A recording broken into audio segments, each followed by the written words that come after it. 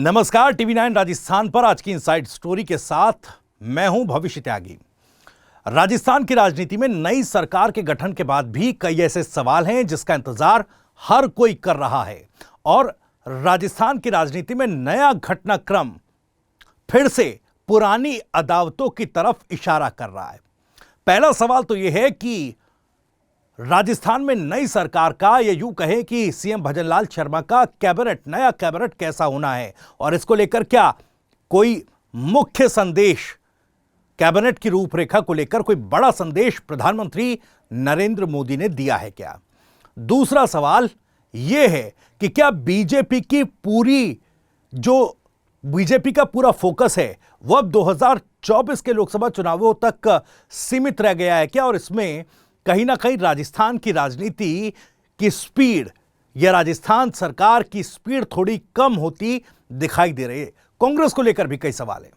कांग्रेस में चूंकि नेता विपक्ष और कांग्रेस के प्रदेश अध्यक्ष को लेकर नया प्रदेश अध्यक्ष कौन होगा, इसको लेकर कशमकश की स्थिति है। और इन सब के बीच क्या गहलोत और सचिन पायलट वाली अदावत फिर से एक बार खुलकर सामने दिखेगी और सचिन पायलट को कहीं ना कहीं एक बार फिर से सियासी दांवपेच में उलझाने के लिए अशोक गहलोत की तरफ से क्या कोई और बैटिंग करने लगा है क्या?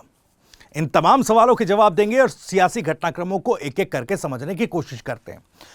अब देखिए, राजस्थान में प्रोटेम स्पीकर ने आज पद की गोपनीयता की शपथ ले ली है। प्रोटेम स्पीकर के तौर पर कालीचरण सराफ, जो कि 7 बार के विधायक हैं, वो पद और गोपनीयता की शपथ ले चुके हैं। अब जब सदन बुलाया जाएगा और सदन में तमाम विधायकों की शपथ होगी तो आगे जिस तरह का एक संवैधानिक प्रारूप है विधानसभा का, किस तरह से विधायकों की शपथ होगी, आगे का कार्यक्रम चलेगा। प्रोटेम स्पीकर तब तक रहेंगे जब तक कि स्थायी स्पीकर विधानसभा के अध्यक्ष जो हैं उनकी नियुक्ति नहीं हो जाती।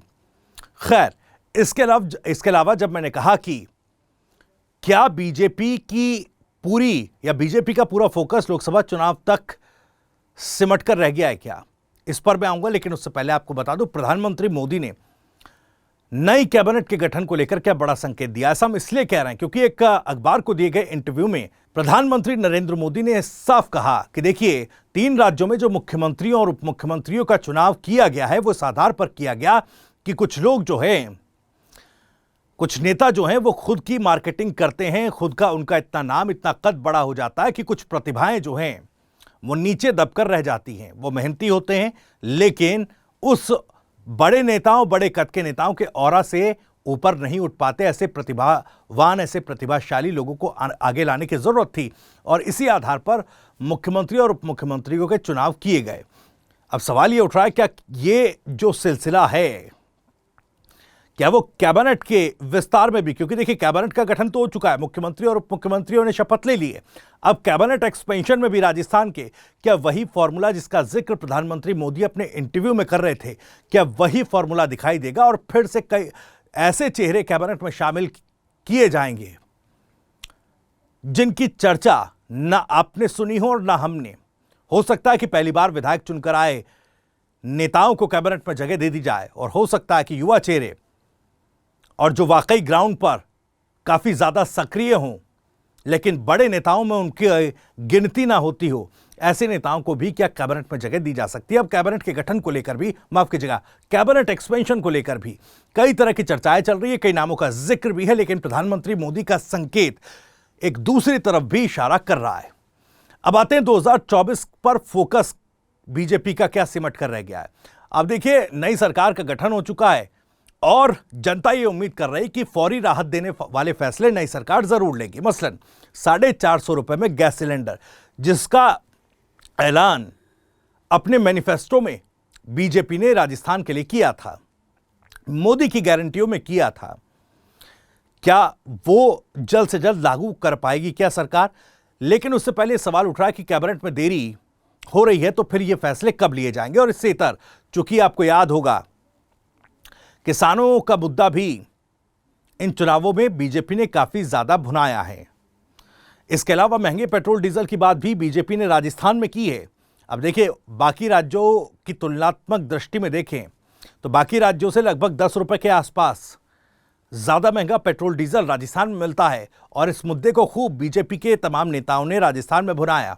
तो अब क्या पेट्रोल डीजल को लेकर भी कोई फौरी राहत बीजेपी देने की तैयारी कर रही है क्या? लेकिन इस पर संशय, इस पर सवाल इसलिए खड़ा होता है क्योंकि कैबिनेट का एक्सपेंशन अभी तक नहीं हो पाया, पूरी कैबिनेट जो है अभी तक बन नहीं पाई। तो ऐसे में कैसे ये फौरी राहत वाले फैसले सरकार डिलीवर कर पाएगी? चूंकि प्रदेश के साथ साथ देश भर में बीजेपी विकसित भारत संकल्प यात्रा निकाल रही है। राजस्थान में भी कई कार्यक्रम हो रहे हैं और मुख्यमंत्री भजनलाल शर्मा, तमाम ऐसे नेता हैं अब राजस्थान में जो इस यात्रा में अपनी भागीदारी निभा रहे हैं, अपना योगदान निभा रहे हैं। तो इसीलिए मैंने कहा कि क्या पूरा फोकस 2024 के लिए है? क्या विकसित भारत की जब बात हो रही है तो क्या विकसित भारत का फॉर्मूला जो 2024 के एक एजेंडे के तौर पर भी, चुनावी एजेंडे के तौर पर भी देखा जा रहा है और बीजेपी के लिए बिग प्लस के तौर पर यह फैक्टर देखा जा रहा है, तो क्या इन्हीं सब मामलों के चलते कैबिनेट गठन में देरी, या फिर यूं कह सकते हैं कि वो फैसले क्या 2024 के चुनावों को फोकस में रखते हुए ऐसे समय पर लिए जाएंगे जब इसका सीधा असर लोकसभा के चुनाव पर पड़ सके? ये कई सवाल हैं। हालांकि कुछ फैसले लिए गए हैं। अब देखिए, राजस्थान की राजनीति में जैसे ही मुख्यमंत्री के तौर पर शपथ भजनलाल ने ली, उसके बाद सीएम बनते ही देखिए जो राजनीतिक नियुक्तियां पूर्व की गहलोत सरकार में की गई थी उनको रद्द किया गया। बोर्ड, निगम अध्यक्ष, जो तमाम चीजें थी उनको भंग किया गया है और नए सिरे से अब ये राजनीतिक नियुक्तियां बीजेपी की सरकार यहां पर करेगी। इसके अलावा आपको बता दें, पेपर लीक को लेकर एक बड़ा फैसला, एक एसआईटी का गठन किया गया है। संगठित अपराधों पर लगाम लगाने के लिए एंटी गैंगस्टर टास्क फोर्स का गठन सरकार करने की बात कह रही है। तो ये वो फैसले हैं जिसका प्रभाव धीरे धीरे जो है क्राइम कंट्रोल और पेपर लीक जैसे मामलों पर दिखेगा। लेकिन जैसा मैंने कहा, राजस्थान की जनता को सरकार बदलने पर जो फौरी राहत की उम्मीद थी, क्या वो 2024 के फोकस में रहते हुए उसकी समयावधि थोड़ी आगे बढ़ेगी और वो फैसले 2024 के लोकसभा चुनाव में असर डाल सकें, उस तरह की समयावधि पर इस तरह के फैसले सरकार लेगी क्या? अब इन सवालों के जवाब आने वाले समय में मिलेंगे। कैबिनेट का एक्सपेंशन होगा तो उसके बाद किस तरह से, जब कैबिनेट, चूंकि जनवरी में ही विधानसभा का सत्र भी बुलाया जाना है, इस सत्र में क्या कुछ खास रहेगा, ये तमाम चीजें जो हैं आने वाले समय में स्पष्ट होंगी।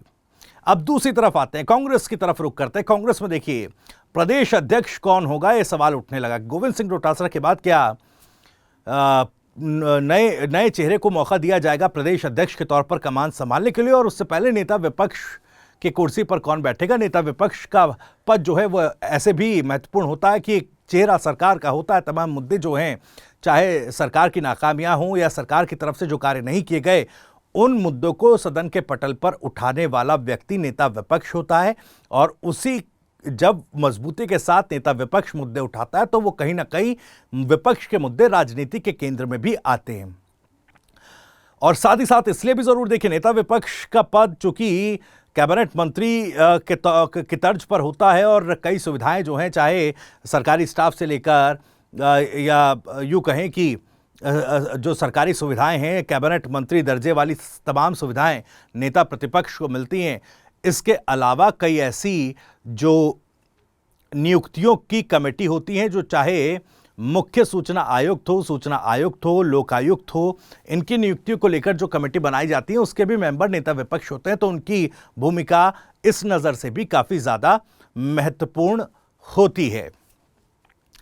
अब ऐसे में नेता विपक्ष को लेकर देखिए, इस तरह का एक फॉर्मूला 2003 से 2008 तक चलता रहा कांग्रेस पार्टी में कि जब जब नेता प्रतिपक्ष कोई आदिवासी चेहरा रहा तो प्रदेश अध्यक्ष जाट चेहरे को बनाया गया और वाइस वर्सा डिसीजन नेता प्रतिपक्ष और नेता विपक्ष को लेकर होते रहे, माफ कीजिए, नेता विपक्ष और प्रदेश अध्यक्ष को लेकर होते रहे।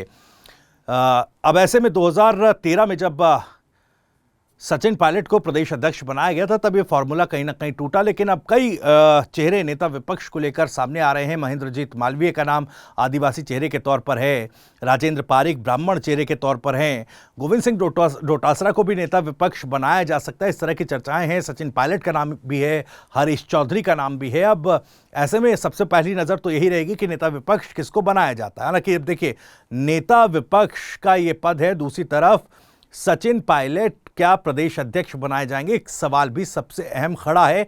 कुछ राजनीतिक जानकार ये मानते हैं कि अभी सदन में नेता विपक्ष की भूमिका सचिन पायलट को न देकर के सदन तक सीमित नहीं रखना चाहती कांग्रेस पार्टी। सचिन पायलट को चूंकि एक स्टार प्रचारक भी हैं, बड़ा चेहरा है, युवा हैं, तो 2024 के लोकसभा चुनाव में कैंपेनिंग के नजरिए से सचिन पायलट के एनर्जी और उनके अनुभव को इस्तेमाल करना कांग्रेस पार्टी चाहेगी, तो सदन तक सीमित शायद ना रखे सचिन पायलट को। ऐसी स्थिति में अगर उनको देखिए नेता माफ कीजिएगा प्रदेश अध्यक्ष की कमान फिर से दी जाती है, तो जाहिर तौर पर ये एक बड़ा पद सचिन पायलट के लिए होगा।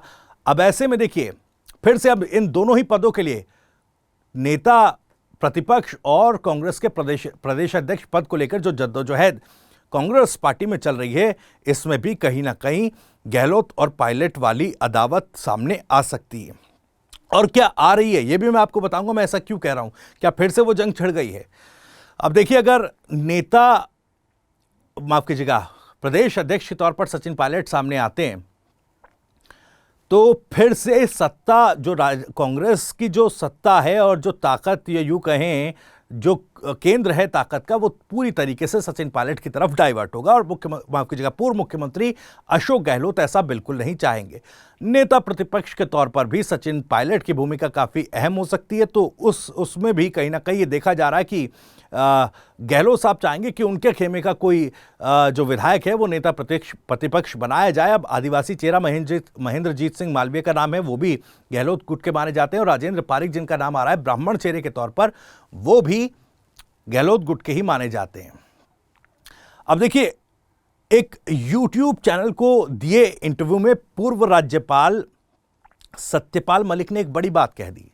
सत्यपाल मलिक ने इन चुनावों में हार का ठीकरा सचिन पायलट पर फोड़ दिया है। उन्होंने कहा कि गुर्जर वोट बैंक, इस बार जो गुर्जर वोट है वो नहीं मिला। सचिन पायलट की तरफ से इस तरह का संकेत अपने वोटर्स को नहीं गया कि कांग्रेस पार्टी को जिताना है। इस तरह के आरोप सत्यपाल मलिक ने लगाए हैं। अब देखिए, सत्यपाल मलिक, उनको आप जानते हैं, पुलवामा अटैक को लेकर किस तरीके से नरेंद्र मोदी सरकार को कटघरे में सत्यपाल मलिक खड़ा करते हैं, बार बार एक के बाद एक आरोप मोदी सरकार पर लगाते हैं। अब वो सत्यपाल मलिक सचिन पायलट पर धावा बोल रहे हैं, सचिन पायलट को निशाने पर ले रहे हैं। इसका देखिए, अब इसका आकलन आप ये खुद करें कि सत्यपाल मलिक की तरफ से लगाए आरोप किस दायरे में आता है। अगर आप इसको एक राजनीतिक आरोप की तरह से देखते हैं, एक प्रोपेगेंडा के तौर से देखते हैं, तो सवाल ये उठता है कि मुख्यमंत्री अशोक गहलोत की तरफ से या उस कैंप की तरफ से कोई इशारा सत्यपाल मलिक को गया है क्या इस तरह के बयान देने से, ताकि एक बार फिर से चाहे नेता प्रतिपक्ष हो और चाहे कांग्रेस प्रदेश अध्यक्ष का पद, इन दोनों पदों पर सचिन पायलट की दावेदारी आलाकमान के सामने कमजोर होती नजर आए। क्या इसके पीछे ये प्रोपेगेंडा छिपा हुआ है क्या, और वाकई क्या जैसा सत्यपाल मलिक कह रहे हैं उसके पीछे कोई अगर प्रोपेगेंडा नहीं है, तो वाकई कांग्रेस के लिए चिंता भरी खबर है जिस तरह के आरोप सत्यपाल मलिक लगा रहे हैं। खैर, अब एक तरफ कैबिनेट एक्सपेंशन है, दूसरी तरफ नेता प्रतिपक्ष और कांग्रेस के नए प्रदेश अध्यक्ष का चुनाव। इन तमाम खबरों पर जो भी अपडेट आएंगे सबसे पहले आप तक पहुंचाएंगे। फिलहाल इस इनसाइड स्टोरी में इतना ही। अगर आपको इनसाइड स्टोरी पसंद आई हो तो वीडियो को लाइक करें, ज़्यादा से ज़्यादा शेयर करें। आप भी इस मामले पर कुछ कहना चाहते हैं तो कमेंट बॉक्स आपके लिए खुला है। राजस्थान से जुड़ी और भी तमाम खबरों को सबसे पहले जानने के लिए आप सब्सक्राइब जरूर करें। TV9 राजस्थान। नमस्कार।